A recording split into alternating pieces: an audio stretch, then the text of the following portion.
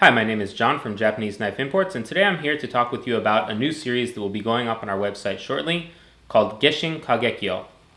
This is a really cool series that we're very excited about for a wide variety of reasons. But the most important, I guess, is that they're some of the coolest knives that we've seen in a long time. Every aspect of the craftsmanship that has gone into these knives is really something special, and it all came together into a really nice, beautiful, elegant, and extremely well-performing series. So let me introduce to you our Gesshin Kagekiyo series. The knives will look something like this. And you can see that they're kind of blackish in color. The saya is black, the handle is black, and there's actually two types of handles that we have in these series, and I'll show you the other one in a second.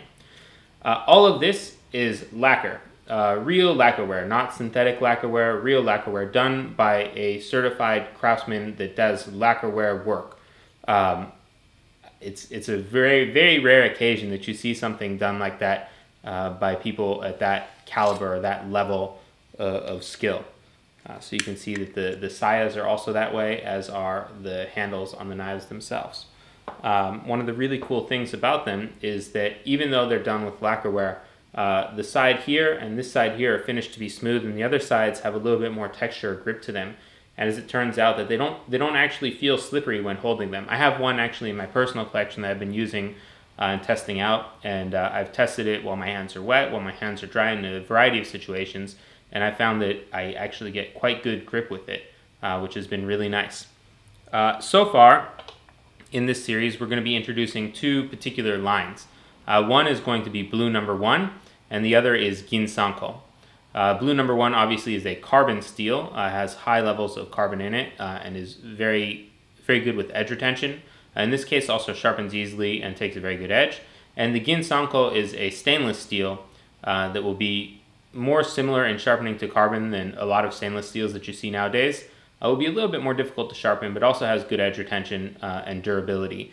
And one of the nice things about ginsanko is that it retains a lot of bite when you're sharpening it, so it has a really good feel when you're cutting stuff with it, kind of more aggressive cutting edge.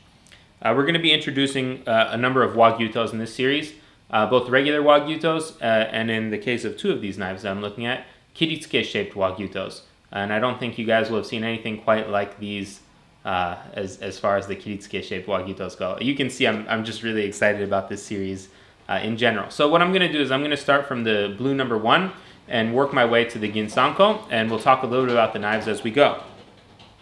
So this is a 270 millimeter blue number 1 wagyuto. You can see here the handle is black, and it has some kind of silver speckly stuff here at the bottom that kind of fades into black as it goes up. As I mentioned before, this side and this side are finished to be smooth, and the rest of it is finished to kind of a matted texture. You'll notice that these knives have a very wide shinogi line. And one of the nice things about having the shinogi line, which consequently is the line that signifies the top of the bevel, is that it makes the knives easier to sharpen over time, especially when it comes to thinning the knives over time. These knives are exceedingly thin behind the edge. I'm sure you'll be able to see more when we get the pictures posted on our website, but they are really thin. They also have a really nice distal taper, and both the spine and choil are rounded and smooth and polished. It's just a really well put together knife. You can see it's quite beautiful in the fit and finish as well. So that's the 270 millimeter wagyuto. We also have a 270 millimeter ryoba wa kiritsuke, or kiritsuke shaped wagyuto. This is a double bevel knife that is shaped like a kiritsuke but is actually a wagyuto. One of the really cool and unique things about this one in particular is the tip here is designed to look like a kiritsuke with that kind of fake tip bevel at the very end. Also blue number 1 in this case, and you can see that same style handle of real lacquer-ware done by a certified lacquer-ware craftsman. Again, rounded and smooth choil and spine. Here is the 240 millimeter blue number 1 wagyuto. Same thing, super thin behind the edge, really nice distal taper, beautiful octagon shaped handle, so it's okay for both right and left-handed users. Extremely thin behind the edge. This geometry seems to move through food really well, as I found in my testing of the knife at home. This is a 240 millimeter kiritsuke shaped wagyuto. Again, double bevel knife, not single bevel, even though it does look like a single bevel knife here at the tip. The profile is a little bit flatter, but not quite as flat as some of the kiritsuke shaped wagyutos that I've seen. And in fact, in my experience, what I found is that the extremely flat kiritsuke shaped wagyutos are much more like nakiri than they are like wagyutos, and it makes the use of the knives a little bit trickier, a little bit more difficult. So when it has a kind of subtle curve like the gyuto, you'll be able to use it a little bit more in that way. So for slicing and for general all-purpose work, you'll find that this works out quite well. Again, exceptional fit and finish, just really, really beautiful knives. All of these knives, consequently, will be coming with the sayas, like I showed before, the black lacquer-ware sayas. And it just matches and is really just gorgeous overall. Here's the last one in the blue number 1 series, which is a 210 millimeter wagyuto. Same thing, exceptional fit and finish, beautiful shinogi line, really nice, crisp, clean lines. And one of the things that the people that we work together with to create this series that they're so proud of is that they really feel strongly that we're using in this line the best craftsman for each particular thing that they're doing. The best blacksmith that works with this kind of steel, the best sharpener that works with this kind of steel. They feel very proud about that, and we agree that these are really exceptional pieces with regard to the craftsmanship and the way that they're put together. And the fit and finish is really, it's just something else. The next one here is the ginsanko series that we have. You can see the look is a little bit different here, and the handle is also a little bit different.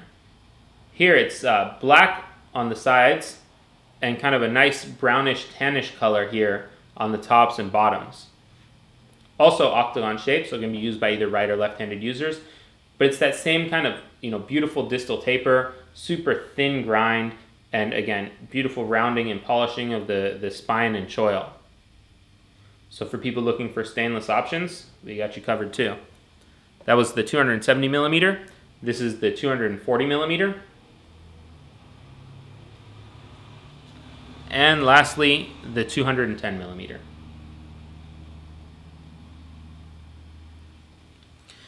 The only real downside of this series is that it takes a long time for the guys to make, and so we have a limited supply of them. We're doing our best to keep them in stock as much as we can, but they are a limited supply, and they are extremely painstaking and take a lot of time to make. So please bear with us if we run out of them quickly. I imagine that they're going to be a very popular series based on my experience with using them, and also in just the way that they appeal to people aesthetically, the quality of the grind, the quality of the craftsmanship, and the quality of the fit and finish. I'm really happy with this new line, and I hope that you guys enjoy it too.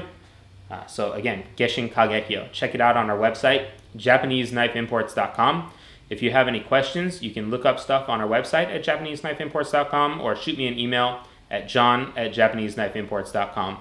When these go up on the website, you'll see that we always shoot a wide variety of pictures from different angles for each of the products. So you'll be able to see the profile in front and back. You'll also be able to see the shape of the handle and a choil shot that will give you an idea as to the geometry of the knife, as well as a shot along the spine that will give you an idea as to the spine thickness. So if you're interested in those kinds of things, you'll be able to see them there. And if we have time, we'll do our best to get some measurements up for you as well. Thanks so much for watching, and have a great day.